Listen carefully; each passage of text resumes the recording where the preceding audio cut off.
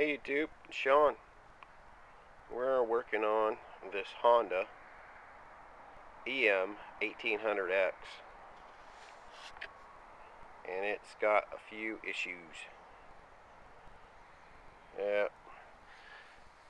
I know the motor. I built the motor for this generator a few years ago, and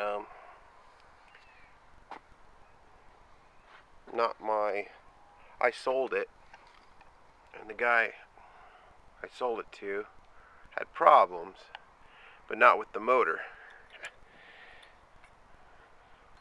The fan, he said he heard a horrible noise, came out running out, shut it off. Yeah, the fan came unglued, melted, disintegrated, bore a hole through the case. As you can see, there's a hole through the case, and melted plastic on the interior of the case. We'll clean that out, repair the hole. But this is not cool right here. I'll show you what I'm talking about. Look at that bearing, dude. Oof. There's even one laying on the frame right there.